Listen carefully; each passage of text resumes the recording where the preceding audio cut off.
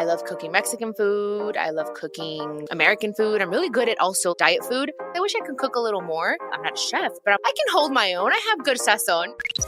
What are like some easy tips that you can give people to just make healthy choices? If you're going to make a decision to make a change, you really got to do a purge in your pantry. There's a lot more Mexican restaurants in New York, more Puerto Rican restaurants. So I think now that these restaurants are kind of popping up, there's definitely a lot more space for Latin chefs. Hola, hola, ¿qué tal, mi gente hermosa? Happy Monday. If this is your first time listening to Chiquis and Chill podcast, welcome. If you're one of my incredible subscribers, welcome back. I'm your host, Chiquis, and today we're going to be talking about one of my favorite topics, food, comida, mi gente. We have the most amazing guest for you today, so let's hop right into this week's episode. This is Chiquis and Chill.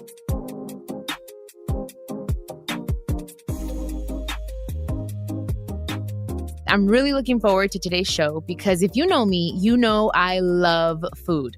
I've always loved food and I love to cook as well. Many people don't know that, but I like to cook. As you guys know, I have a Chiquis Keto book. It's called Chiquis Keto, and it is a book about keto. But when I started doing keto lifestyle, I couldn't find any I'm Mexican. I want spice. I want flavor, So I did it with my friend Sarah. I love cooking Mexican food. I love cooking American food. I'm really good at also quote unquote diet food.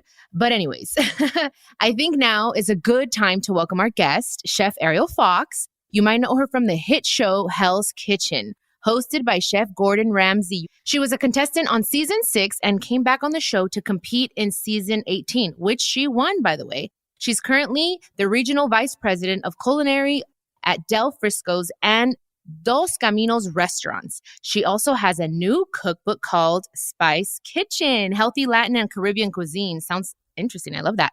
Chef Ariel, welcome to the show. How are you? Good. Thank you for having me. I'm excited to be here. Okay, Ariel. So like I said earlier, we are talking about one of my favorite subjects, food. And I can remember when I was little at my grandma's house, 'cause I was raised by my grandma, there were always beans on the stove. The house always smelled like frijoles de la olla with a little bit of pine sol because my grandma would just clean all day, but I would always smell the beans. And that's what we would eat almost every single day. It was beans with potatoes, and there was always rice, some type of protein. So what are your earliest memories being in the kitchen? Well, I grew up with, a couple of grandmothers, as a lot of us do. And I had my grandmother on my Latin side and my grandmother on my Irish and German side. It's funny because I have mixed memories, very South American cuisine and then very European cuisine. But my grandmother on my Irish and German side, it's really interesting. She started to dabble in a lot of ethnic foods as well. Uh-huh. So it kind of all got intermingled when I was growing up. I mean, we would go down and visit my father's family in Colombia. So I have very early memories of conch stew, and everything was very sweet and spicy and very fattening in the Colombian islands. Is actually from San Andres. So it's very kind of Caribbean, and they had some East Indian background as well. So, I mean, I just grew up with this intense variety of spices and flavors. And I think my mom sort of took pieces of all of that. And it was really cool because, I didn't realize how special it was growing up, but it was every night of the week was a different cuisine. And, she won't tell you she's a great cook and she's afraid to cook for me now. But my mom killed it. Every night of the week, it was a different something from my background. And it was awesome because I got to kind of go around the world. We had Italian night, we had curry night, we had everything. So it was amazing. That's so cool. Yeah. That's one thing, a lot of people would think my mom doesn't know or didn't know how to cook, but it's just she really did. And she was the type of mom that would go into the kitchen or go into the refrigerator and find, literally, I felt like there was nothing there. I was like, there's nothing to eat, Right. And she's like, of course there is. And she'd pull out all kinds of shit and she'd make something so delicious. And I'm like, oh, damn, I guess there's just you just got to look and you have to use your imagination. And all those things help me now because I wish I could cook a little more. I mean, I'm not a chef like you, of course, but I'm I can hold my own. I have good sazon, but it's so awesome because you have so many different backgrounds that it's just, I think you can bring all of that when you're cooking. I think that's amazing. It's I love Caribbean food too. Oh my God, me encanta. Like, I feel like it's very so similar to Mexican. They love a lot of carbs on their plate. You know? Right?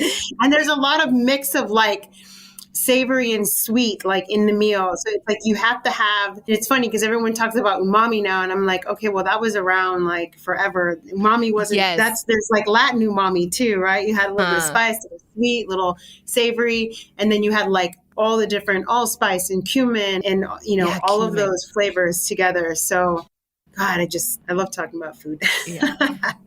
Me too, which is why I'm so happy that you're here. I just started using cumin, actually. My to-go things are, of course, salt, pepper. I love garlic powder, you guys. Like, I feel like I use garlic powder on everything. I love onion. I think like those are for me, my basics, but I just started using like, I don't know, how do you pronounce it? Okay. I always say paprika, but what is it? How do you really pronounce it? We just call it paprika and, you know, but you could say it in the Spanish, because there's Spanish smoked paprika. So it's, you know, either way is fine. I haven't tried the smoked paprika. Oh, it's so good. Yes. A friend of mine just started using it. She's like, you have to use it. I can't remember what she was cooking.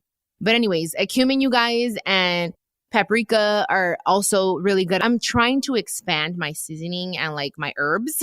So I'm getting better. At that. So Ariel, tell us, how old were you when you started cooking? Like, do you remember like the first time you cooked something on your own?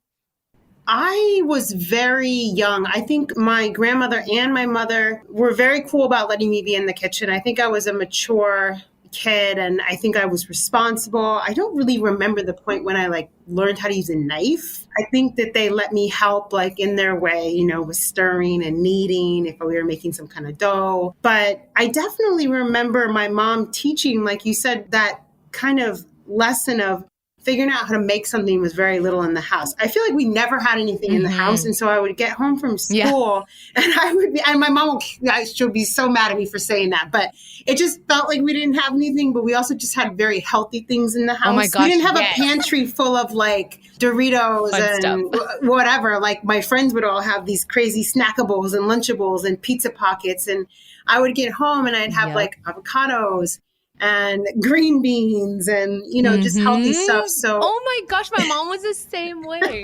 So I was like, this is so not fair. We never have any food. My mom's like, we have lots of food. You just have to make something. So I would, you know, make myself like an avocado and sprouts and cucumber sandwich with like chili and lime.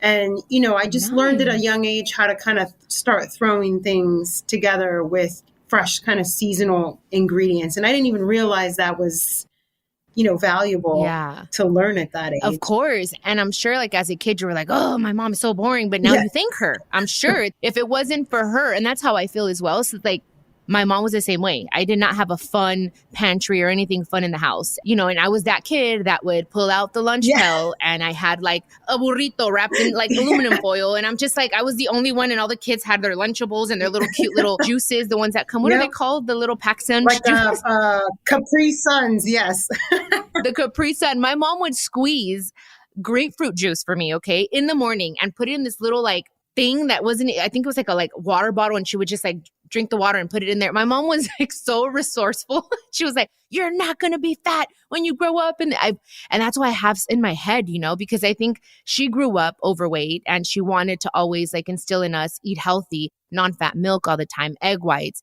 like all those things. So it's funny that you mentioned that because it like totally took me back and I'm like, oh my goodness. And now I thank her. I know, I'm thankful for it now because I'm able to embrace a healthy lifestyle. Absolutely. And it's, you know, it's so much easier for some people. And that's what part of writing the book is, you know, that's not an easy start for some people to clean up their lifestyle. They don't really know where to begin. Exactly. And that was important for me to just kind of help. This is how you can start, you know? Yeah, for sure. And when did you find out you wanted to be a chef? Like when was that, like, how old were you? I don't think I necessarily knew at the exact time, but I did work on an organic farm in Watsonville, California when I was in high school.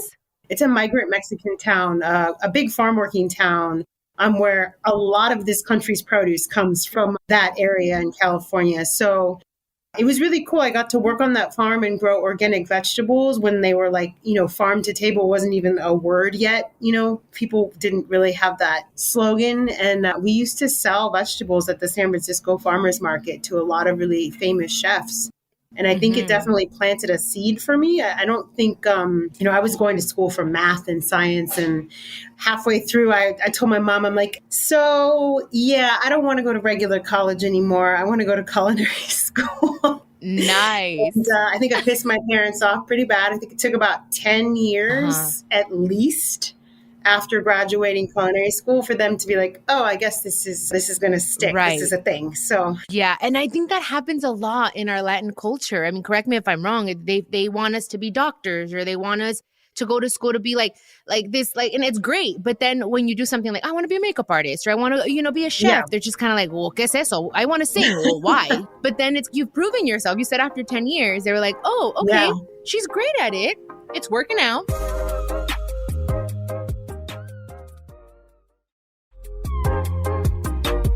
You were on that show on Hell's Kitchen, which that was freaking awesome, by the way. Thank you. How was that experience? Oh, it was wild. I mean, the first time I think I was a little young and a little shy. I definitely didn't push myself, to the limit. But I always told myself, man, if they ever call me back, I am so walking in there and taking this thing. And literally like 10 years to the day from the first time. Not to the day, but it was like the same month. They must film, cast and film in the same months. But it was like 10 years later, they said they were doing all-star seasons. And I'm like, absolutely. I'm gonna go in there, and this time I'm going to win it. And you did. That's awesome. That is so great. How is he actually? I was going to ask you that too. Ramsey, is he cool? He's cool. He's definitely rough. He's very intimidating. When he's looking at you, it's like he's staring at your soul when he asks you a question. So it's very like, be honest, don't bullshit him. Right. If you mess up, own your mistakes. I mean, he doesn't really yell like that in normal life, but he's intimidating. If he walks into a kitchen, you straighten up, you pay attention, and you definitely listen to what he tells you to do. He knows what he's doing. He's the real deal. He knows how to cook like you wouldn't believe. I was going to ask you, because I'm sure this is my take on it, or what I've noticed, that it's a very also like the culinary industry is very male dominated. Is that right? Absolutely. I mean, my whole career, I've been the only female in the kitchen 98% of the time. And if there is another female, it's a pastry chef. Yeah. Which there's nothing wrong with. I absolutely respect all of my fellow pastry chefs. All my girlfriends in the kitchen are pastry chefs, but I always told myself I want to be a savory chef, a chef. And it's definitely been a male dominated industry. Why do you think that is? I mean, because there are always women in the kitchen, especially us growing up. Well, it's funny. I went to a French culinary school, and one of the things they taught in food history is a lot of cultures, when it came to chefs in hotels and kitchens, it was just like Japanese culture, where they would not train women how to make sushi, where it was a privilege. It was the same in the haute cuisine of France. It was like women weren't allowed in the kitchen, which is so funny because at home it's predominantly women in the kitchen. So it's really interesting. It became sort of like this, I don't know what the word is I'm looking for, but it was like once it became industry or a money-making situation, it was like, okay, well, we're not going to train women how to do this. And it's like, wait a minute, we trained you how to do this. Exactly. Hello? We taught you how to cook. Have you ever walked into a kitchen and do you feel like intimidated or anything like that? Have you ever felt that? Maybe my first 6 months. But after that, it was like, you either got to you fake it till you make it, or you like, how many different metaphors? Fake it till you make it, sink or swim. You got to like roll with the boys. I hate to say it that way, but I had to show them. I'm sure I acted in ways that if looking back on it, I would say that it's unfortunate I had to be that way as a young woman in the industry just to be accepted. Looking back on it, it's like, wow, that was kind of not cool, you know? Yeah. And did you ever feel like you wanted to quit? Like you're like, no, forget this. I'm not going to do this. Or did you feel like this is what I want? Probably a million times. But I knew it's what I wanted. I couldn't quit. But there were days where it was like, what am I doing, man? You know? Yeah. No, I feel you. Because even in my industry, it's still like, we're in the regional Mexican space, and I think all music, it's very difficult for women to be accepted completely. It's very male dominated. So it's just, you have to have that fire within and say, okay, I'm just going to keep on trucking. I'm going to keep pressing forward. And of course, you just want to like throw in the towel, but thank goodness you don't, because it's right when you're like, you want to give up, something happens and it's like, boom. Right when you almost give up, right? Yeah. Yes. I think I got my first break. People always say, oh, was it the show? I'm like, no, I am where I am today because I worked my butt off to get here. Yeah. The show was great, but that wasn't what propelled my career. I remember getting my first real chef position. From there, I just never really looked back, and I had taken a couple steps sideways. I think one of the things that women really do well in whatever field is they know when it's appropriate to take a step down or take a step to the side in order to get to the next step. And I did it. And I finally realized when it was the last time, like now I'm only taking this position and up. But I did, I played it right and I made some good moves. And I think that was very key, was just knowing what moves to make in your career. And sometimes I took big pay cuts, but you know what? It paid off in other ways. And, 22 years later, here we are. I'm not a cocky person. I very hard on myself. But it took until very recently to say I'm good at what I do. And that's awesome. I can, on the business side too. It's not just the chef side. There are a lot of different types of chef jobs, and more power to the chef that's working on the line every day in a small mom and pop place. If that's what their goal is and their dream. But I've always been kind of more on the big business side as well. That's a part that I definitely feel proud of, that, I know how to run this culinary business, this hospitality thing. That makes me so happy. It makes me proud. It makes me so proud as a fellow Latina, just to be like, she's a woman, she's Latin, she's made it this far. You love what you do. And I'm sure there are many people or women that are listening to us now that also want to go to culinary school. Is it hard? Is culinary school hard? I don't know how it is these days. I know when I went, it was tough. I mean, I went to a 2-year program. It wasn't like a easy breezy. You see the ads all over for different trades now where it's like, get out in 6 months and make this starting salary. And I'm just like, whoa, I had to go through food history and nutrition and all the courses. And, it was a full on thing, but it's funny because it's now twice as expensive and you get less schooling. But I think the most important piece of advice I'd give anyone going into culinary school is just tune out now it's tough. You got the Food Network, you got all these famous chefs. It's got to get you a little jaded on not really wanting to put in the hard work, right? You're like, I want to be that now. I want to get there now. And you just have to tune that stuff out because it's a process. Even if you're a natural good cook, it's a process to get through this industry, and you gotta put in the time. Yeah, there you have it. Anyone that's listening that wants to follow in Chef Ariel's footsteps, just be patient. I think it's just be patient and just know there are going to be moments that you're going to be like, F this all. But look, we all go through it. And it's always I always say this, guys, keep your eyes focused on the light at the end of the tunnel. So we already talked about women. Are there a lot of Latin, even men as chefs? Have you met a lot more Latin chefs out there?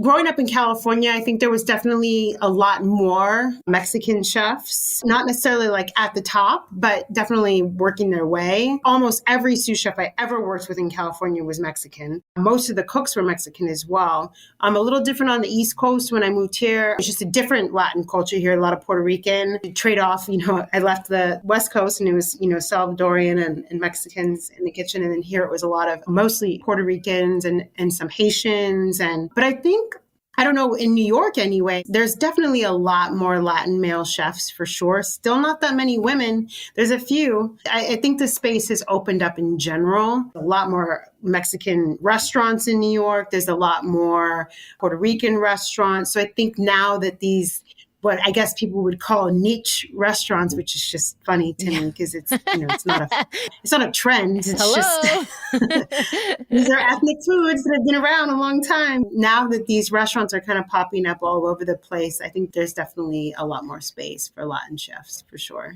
That's awesome. Do you feel any pressure having to represent Latins or especially women? Oh, 100%.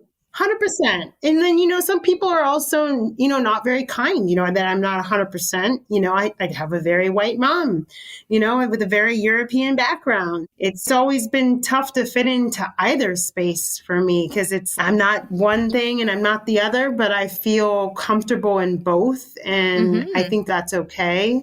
It's funny because I try to stand up for and represent Latin people in the food industry. And sometimes I don't get received 100%, which is unfortunate. Yeah. You got to just take it in stride and stay positive and continue doing what you're there to do. And everything I do is coming from a good place. I just hope that people know that.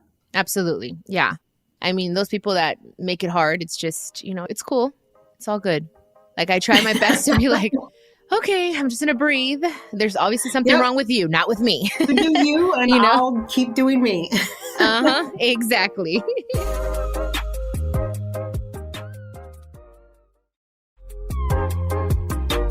Okay, I have 2 questions. So, what are like some easy tips that you can give people to just make more of like healthy choices? Like, things that people use every single day or thing that you recommend?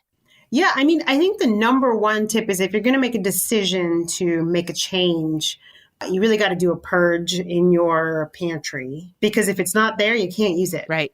That's my number one rule. If it's not there, you can't eat it. There's definitely go-to ingredients. I mean, I'm big on only using natural sea salts, Himalayan salts, avocado oils. I use all different types of oils. I use olive oils for certain things, coconut oil, avocado oil, grapeseed oil. There's different oils for different things. Is your go-to avocado? Yeah, I think so. It's got a high smoke point. It works nicely all around for searing.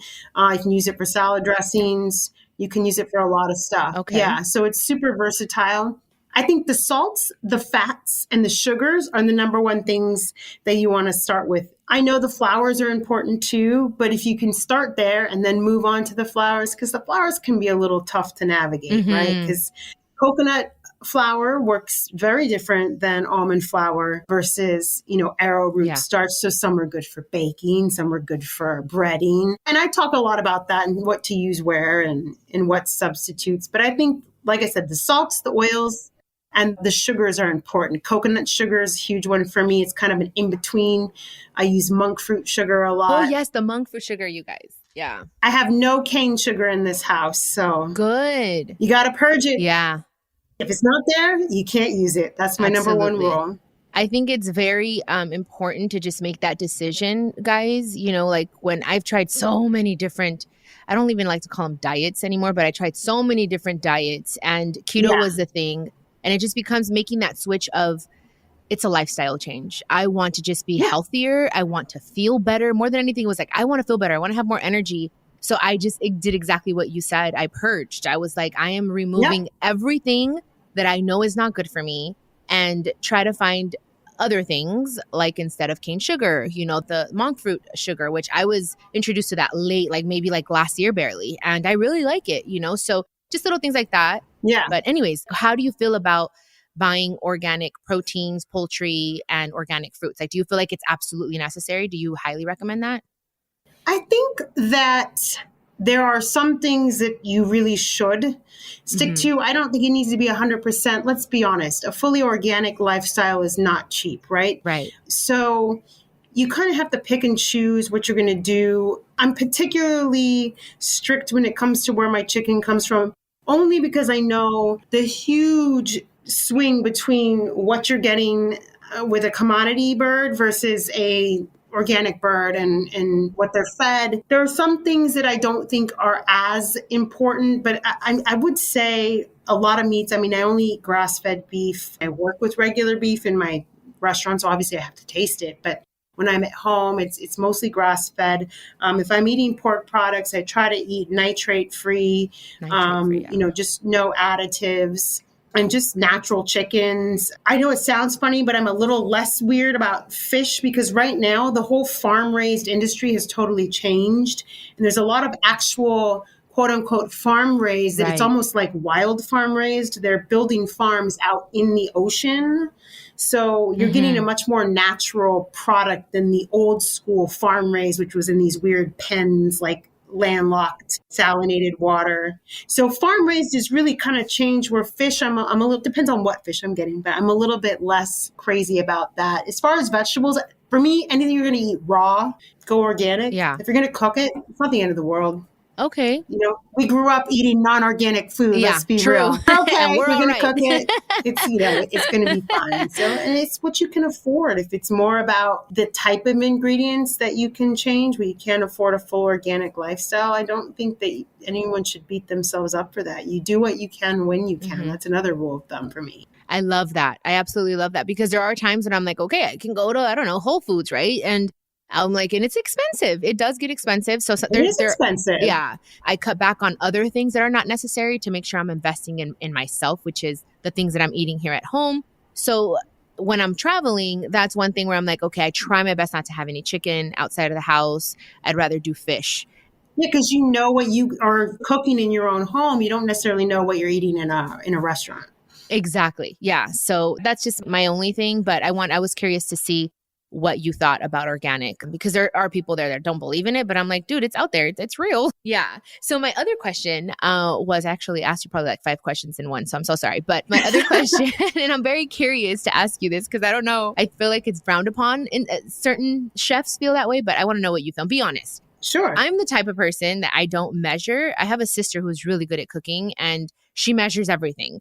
I've never measured. I grew up watching my grandma cook, and she never measured, even with the beans. Like, sometimes I'm like, oh my, she would put like all kinds of salt. I'm like, oh, that shit's going to be salty. And it wasn't. It's like, now I'm like, I find myself doing the same thing where I don't measure salt, anything. I just feel it in my heart. I swear to you. I like feel it, and I'm like, okay, cool. I'm going to stop now. Yeah. But what do you feel about that? Like, should we measure? Is it better to measure? I don't measure when I'm cooking savory food. Okay. I almost never measure. Obviously, my recipes in a book are going to have measurements, which is hard, by the way, when you need to quantify things that you didn't actually measure for a very long time. It was like, this took a really long time to turn this into an actual recipe. But baking, you can't mess around with. You have to measure in baking. It won't work. It just doesn't work if you don't measure in baking, as far as I know. But everyday cooking, no, I don't measure anything. Yeah. Okay. Yeah. Because even when in my book, I added, of course, like for measuring, because there are a lot of people who prefer to measure, which is totally fine with savory food. But for sure with baking, there's no way, like you said, like I have to, I don't even like to bake too much, to be honest. I let my sister do it. Yeah. So, okay. I was just curious because I was like, oh no, I've heard before, it's kind of like, no, that's not right. You have to measure and be a certain amount of salt. And of course, if you're watching, like cholesterol and all that stuff, and I would suggest, yes, measure, but. I should say a disclaimer because my bosses are out there. In the restaurants, we measure because obviously we have a standard we need to, a guest is coming to order that dish they always get. It has to be the same. So there are measurements in the kitchen for prep recipes. I don't measure at home is what I should say. Yeah. When you're cooking at home and stuff. But I'm at work, it's a completely different thing. Yeah. Yes. So now tell us a little about your book. Yes. So it's coming out in August, towards the end of August. Very exciting. And, it's not one culture. It's a lot of different cultures. Again, I married my husband. He's Puerto Rican and Ecuadorian. Now I've got this plethora of Puerto Rican and Ecuadorian influences too. So we sort of take a journey through everywhere. There's some recipes in there for gatherings. There's some recipes in there for mornings on the go, entertaining. There's cocktails, some of my favorite desserts that I really had to, talking about science, I really had to work hard on. Because I do love certain things like a rum cake, a Jamaican rum cake, or, a tres leches cake.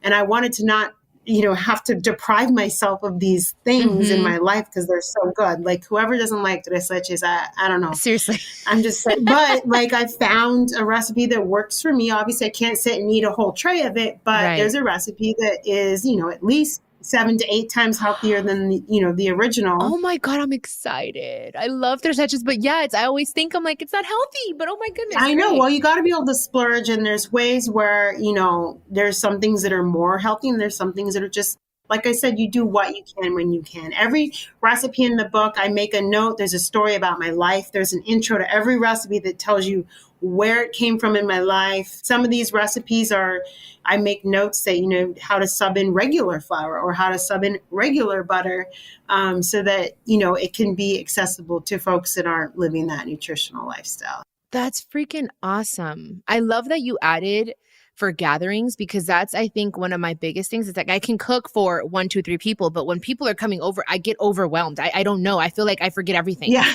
So that's awesome that you added that. I haven't seen personally a cookbook that has that. It's like, for gatherings, for parties, you have the cocktails, which is so awesome as well. You have a coconut lime margarita, you guys, which I'm so excited to try. Now, okay, that's one, coconut lime margarita. And the tres leches cake, I'm so excited for, because, I'm not going to lie, I like my cocktails, guys. So you guys know that. So you have how many recipes? 100, right? 110. 110. Nice. Okay, well, what's your favorite go-to cocktail? On a regular basis, I don't really drink mixed drinks. I did come up with the cocktails that are in the book because when I do want one, I want a healthier version. But I'll be straight with you. I'm a Scotch drinker. I like whiskey and I like Scotch. So that's my go-to drink. And do you do it straight up? Straight up. On a large rock. Love it. Nice. Oh, that's sexy. I love that. I'm not going to lie to you. That's my drink. But if I am going to have a mixed drink, some of my favorites are what I included for sure. You also have a michelada in there as well? Yes, absolutely. One of my favorite drinks when I'm on vacation. I'm excited, you guys. It's called Spice Kitchen, Healthy Latin and Caribbean Cuisine, you guys. I'm for sure going to buy. I like to buy 2 of everything, so I'm going to buy 2 just in case one gets dirty. Because when you're cooking, one gets dirty. So I'll just keep one where it looks pretty and the other one where I could just get dirty with my fingers. Love it. Yeah, while I'm cooking. So no, that's awesome. I'm very happy for you. And I feel like we have a lot in common. Yeah. Thank you so much for having me. And seriously, we should throw a Latin food party sometime and cook some stuff together. That would be fun. I would love that. We should do it. And if you could just, before you go and before I share my Motivational Monday quote, you guys, can you share with us, Chef Ariel, where people can find you, social media, website, anything like that? Absolutely. You can find me on Instagram, Chef Ariel Fox, or on Facebook, Chef Ariel Fox. And you can buy Spice Kitchen pretty much anywhere books are sold. Pre-orders are on sale now. Amazon, Barnes & Noble, wherever you buy books. Love it. I'm a pre-order mine, guys. I really am. I'm excited. And, I always share my motivational quote with you guys. Every Monday, same thing. So here it is.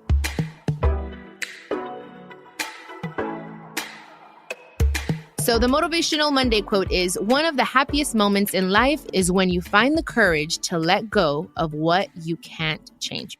So thank you so very much for listening. Like always, I'll be here every Monday. Los amo. Again, Chef Ariel, thank you so much. I'm so grateful. And I'm really looking forward to your book. Un besito a todos. Do you need advice on love, relationships, health, y más? I'm so excited to share with you that my Chiquis and Chill podcast will have an extra episode drop each week. I'll be answering all your questions. Just leave me a voice message con todas tus preguntas y yo te las voy a contestar personalmente. All you have to do is go to speakpipe.com/Chiquis and Chill podcast and record your questions. I can't wait to hear from you. This is a production of iHeartRadio and My Cultura Podcast Network. Follow us on Instagram at My Cultura Podcasts and follow me, Chiquis, that's CHIQUIS. For more podcasts from iHeart, visit the iHeartRadio app, Apple Podcasts, or wherever you listen to your favorite shows.